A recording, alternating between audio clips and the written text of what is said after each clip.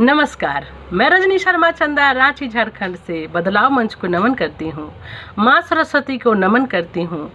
प्रेमचंद जो हमारे महान साहित्यकार हैं उन्हें नमन करती हूँ और उनकी ही रचना प्रस्तुत करती हूँ, स्त्री और पुरुष।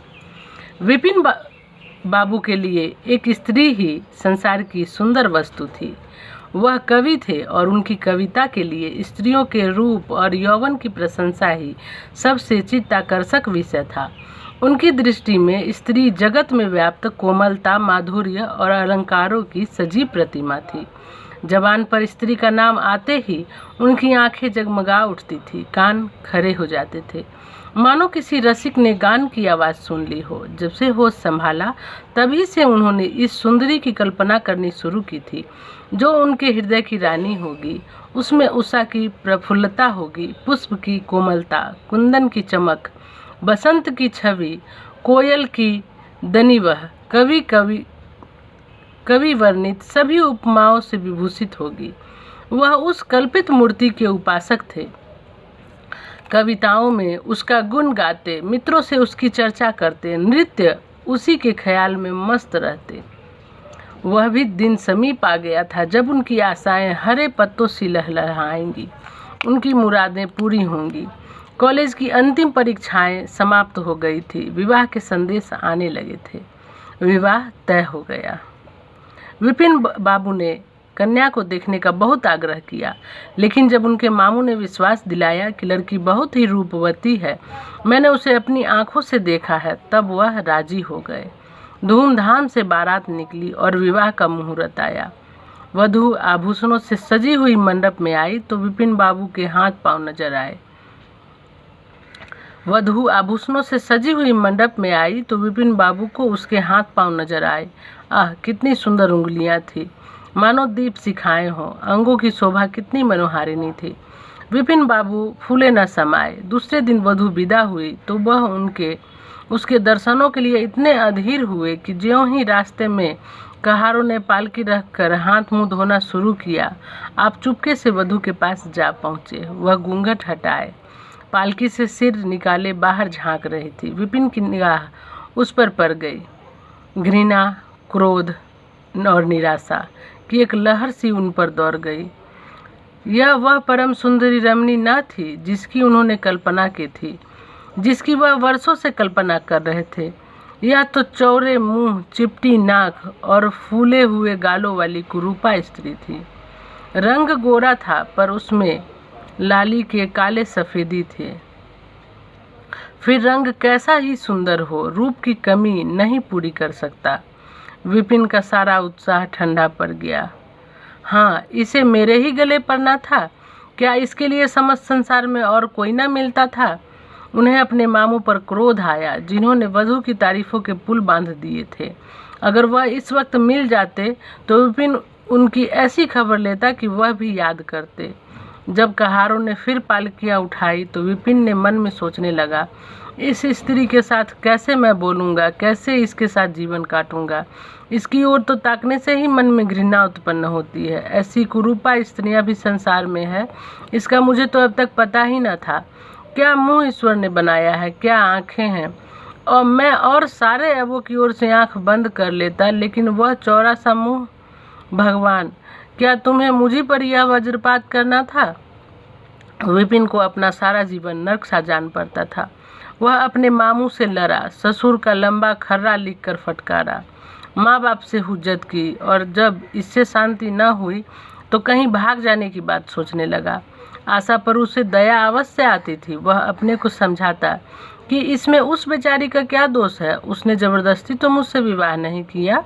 लेकिन यह दया और विचार उस घृणा को न जीत सकता था जो आशा को देखते ही उसके रोम रोम में व्याप्त हो जाती थी। आशा अपने अच्छे से अच्छे कपड़े पहनती, तरह तरह से बाल संवारती, घंटों आईनों के सामने खड़ी होकर अपना श्रृंगार करती, लेकिन विपिन को यह सुतुर मजा से मालूम होते। वह दिल से चाहती थी कि उन्हें प्रसन्न करूं।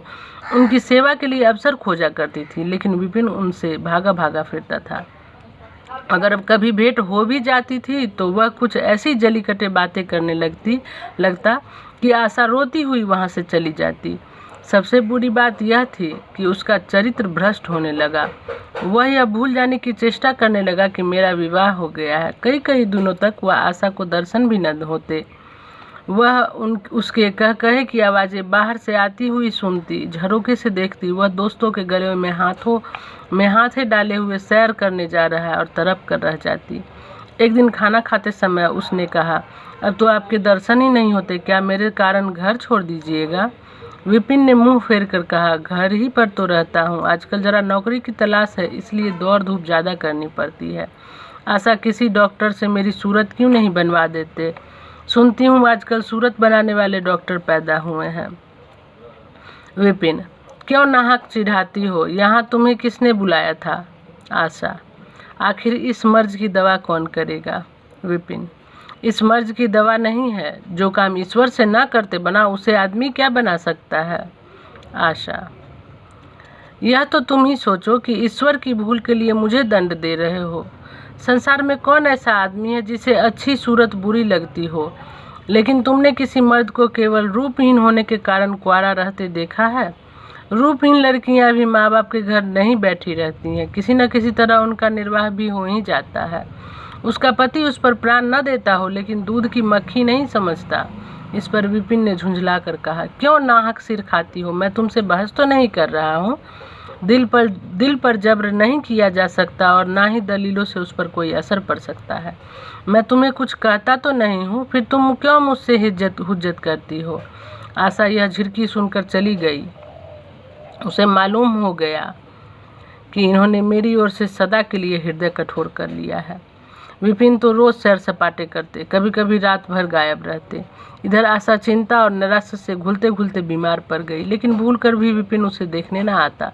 सेवा करना तो दूर की बात रही, इतना ही नहीं, वह दिल में मानता था कि वह मर जाती तो गला छूटता। अब की खूब देखभाल कर अपनी पसंद का विवाह करता। अब वह और भी खुल खेला। उसने आशा से कुछ दबता सा, कम से कम उसे यह धड़का लगा रहता था कि कोई मेरी चाल ढाल पर निगाह रखने वाला भी है। अब वह धड़का छूट गया। कुवासनाओं में ऐसा लिप्त हो गया कि मर्दाने कमरे में ही जमघट होने लगे। लेकिन विषय भोग में ही धन का ही सर्वनाश नहीं होता, उससे कहीं अधिक बुद्धि और बल का सर्वनाश होता है। विपिन का स्वयं का चेहरा पीला पड़ने लगा, देह भी छीन होने लगी, पसलियों की हड्डियां निकल आईं, आंखों के इर्द गिर्द गड्ढे पड़ गए। अब वह पहले से कहीं ज़्यादा शौक करता, नित्य तेल लगाता, बाल बनवाता, कपड़े बदलता, किंतु मुख पर कांति न थी। रंग रोगन से क्या ही हो सकता। एक दिन आशा बरामदे में चारपाई पर लेटी हुई थी। इधर हफ्तों से उसने विपिन को न देखा था। उन्हें देखने की इच्छा हुई। उसे भय था कि वह न आएंगे, फिर भी वह मन को न रोक सके। विपिन को बुला भेजा। विपिन को तो उस पर कुछ दया आ गई। उसने आकर सामने खड़े हो गए। आशा ने उसके मुंह की ओर देखा तो चौंक पड़ी। वह इतने दुर्बल हो गए थे कि पहचानना मुश्किल था। बोली, क्या तुम भी बीमार रहते हो? तुम तो मुझसे भी ज़्यादा घुल गए हो। विपिन बोला, जिंदगी में क्या रखा ही है जिसके लिए जीने की फिक्र करूं? आशा, जीने की फिक्र न करने से कोई इतना दुबला तो नहीं हो जाता। तुम अपनी कोई दवा क्यों नहीं कराते? यह कहकर उसने विपिन का दाहिना हाथ पकड़कर अपनी चारपाई पर बिठा लिया। विपिन ने भी हाथ छुड़ाने की चेष्टा न की। उसके स्वभाव में इस समय एक विचित्र नम्रता थी जो आशा ने कभी न देखी थी। बातों से भी निराशा टपकती थी, अक्खरपन था, क्रोध की गंध भी न थी। आशा को ऐसा मालूम हुआ कि उसकी आंखों में आंसू भरे हुए हैं। विपिन चारपाई पर बैठते हुए बोला, मेरी दवा अब मौत करेगी। मैं तुम्हें जलाने के लिए नहीं कहता, ईश्वर जानता है मैं तुम्हें चोट नहीं पहुंचाना चाहता था। मैं अब ज़्यादा दिनों तक न जीऊँगा। मुझे किसी भयंकर रोग के लक्षण दिखाई दे रहे हैं, डॉक्टरों ने भी यही कहा है। मुझे इसका खेद है कि मेरे हाथों तुम्हें कष्ट पहुंचा, पर क्षमा करना। कभी कभी बैठे बैठे मेरा दिल डूब जाता है, मूर्छा सी आ जाती है। यह कहते कहते एकाएक वह काँप उठे, सारी देह में सनसनी सी दौड़ गई। मूर्छित होकर चारपाई पर गिर पड़े और हाथ पांव पटकने लगे। मुंह से फिचकूर निकलने लगा। वो सारी देह पसीने से तर हो गई। आशा का सारा रोग हवा हो गया। वह महीनों से बिस्तर न छोड़ सकी थी, पर इस समय उसके शिथिल अंगों में विचित्र स्फूर्ति दौड़ गई। उसने तेजी से उठकर विपिन को अच्छी तरह लिटा दिया और उसके मुख पर पानी के छींटे देने लगी। महरी भी दौड़ी आई और पंखा झलने लगी। बाहर खबर हुई। मित्रों ने दौड़कर डॉक्टर को बुलाया। बहुत यत्न करने पर भी विपिन ने आंखें न खोली। संध्या होते होते उसका मुंह टेढ़ा हो गया और बायां अंग शून्य पड़ गया। हिलना तो दूर रहा, मुंह से बात निकलना भी मुश्किल हो गया था। वह मूर्छा न थी, फालिज था। फालिज के भयंकर रोग में रोगी की सेवा करना आसान काम नहीं, परंतु वह आशा जो महीनों से स्वयं बीमार थी, लेकिन इस रोग के सामने अपना रोग भूल बैठी। 15 दिनों तक विपिन की हालत बहुत नाजुक रही। आशा दिन के दिन और रात की रात उसके पास बैठी रहती, उसके लिए पथ्य बनाना, उन्हें गोद में संभाल कर दवा पिलाना, उसकी जरा जरा से इशारे को समझना और उसी जैसी धैर्यशीला स्त्री का काम था। अपना सिर दर्द से फटा करता, ज्वर से देह तपा करती, पर इसकी उसे जरा भी परवाह न थी। 15 दिनों के बाद विपिन की हालत कुछ संभली। उसका दाहिना पैर तो लुंज पुंज पड़ गया था, पर तोतली भाषा में कुछ बोलने लगा था। सबसे बुरी गत उसकी सुंदर मुख की हुई थी। वह इतना टेढ़ा हो गया था जैसे कोई रबर के खिलौने को खींच कर बढ़ा दे। बैटरी की मदद से जरा सी देर के लिए बैठ या खड़े तो हो जाते, लेकिन चलने फिरने की ताकत न थी। एक दिन लेटे लेटे उन्हें जाने क्या ख्याल आया, आईना उठकर अपना मुख देखने लगे। ऐसा कुरूप आदमी उन्होंने कभी न देखा था। आहिस्ता से बोले, आशा, ईश्वर ने मुझे गुरूर की सजा दी है। वास्तव में यह उसी बुराई का बदला है जो मैंने तुम्हारे साथ की थी। अब तुम अगर मेरा मुख देख कर के घृणा से मुख फेर लो तो मुझे जरा भी शिकायत न होगी। मैं चाहता हूँ कि तुम मुझसे उस दुर्व्यवहार का बदला लो जो मैंने तुम्हारे साथ किए थे।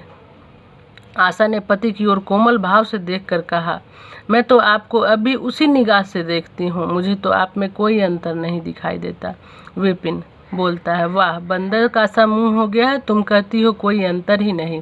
मैं तो अब कभी बाहर न निकलूंगा। ईश्वर ने मुझे सचमुच दंड दिया है। बहुत यत्न किए गए, विपिन का मुंह सीधा न हुआ। मुंह का बायां भाग इतना टेढ़ा हो गया था कि चेहरा देखकर ही डर मालूम होता था। हाँ, पैरों में इतनी शक्ति आ गई थी कि अब वह चलने फिरने लगा था। आशा ने पति की बीमारी में देवी से मनौती की। आज उसी पूजा का उत्सव था। मोहल्ले की स्त्रियां बनाव श्रृंगार किए जमा थी, गाना बजाना हो रहा था। एक सहेली ने पूछा, क्यों आशा, अब तो तुम्हें उनका मुंह जरा भी अच्छा न लगता होगा? आशा ने गंभीर होकर कहा, मुझे तो पहले से कहीं ज़्यादा अच्छा मालूम होता है। उसकी सहेलियों ने कहा, चलो चलो, बातें बनाती हो। तब आशा ने कहा, नहीं बहन, सच कहती हूँ, रूप के बदले मुझे उनकी आत्मा जो मिल गई है, यह रूप से कहीं बढ़ कर के है। विपिन कमरे में बैठे हुए थे, कई मित्र जमा थे, ताश हो रहा था। कमरे में एक खिड़की थी जो आंगन में खुलती थी, इस वक्त वह बंद थी। एक मित्र ने चुपके से उसे खोल दिया और शीशे से झांककर विपिन से कहा, आज तो तुम्हारे यहाँ परियों का जमघट लगा है। विपिन ने कहा, बंद कर दो। अजी, जरा देखो कैसी कैसी सूरतें हैं, तुम्हें इन सबों में कौन सी अच्छी सूरत मालूम होती है? विपिन ने उड़ती हुई नज़रों से देखकर कहा, मुझे तो वही सबसे अच्छी मालूम होती है जो थाल में फूल रख रही है। वाहरी आपकी निगाह, क्या सूरत के साथ साथ तुम्हारी निगाह भी बिगड़ गई है? मुझे तो वह सबसे बदसूरत मालूम होती है, इसलिए कि तुम सिर्फ उसकी सूरत देखते हो और मैं उसकी आत्मा देखता हूँ। अच्छा, तो यही मिसेज विपिन है? जी हाँ, यह वही देवी हैं, यह वही आशा देवी हैं जो विपिन की अब जिंदगानी बन चुकी हैं। बहुत बहुत शुक्रिया। इतने खूबसूरत से, इतने मनोभावों के साथ प्रेमचंद जी ने ये अपनी कथा लिखी है, जिसे मैंने आपके समक्ष प्रस्तुत किया। यह बहुत बेहतरीन कथा है, सभी इसे सुने और अपनी प्रतिक्रिया व्यक्त करें। बहुत बहुत आभार, शुक्रिया, नमस्कार।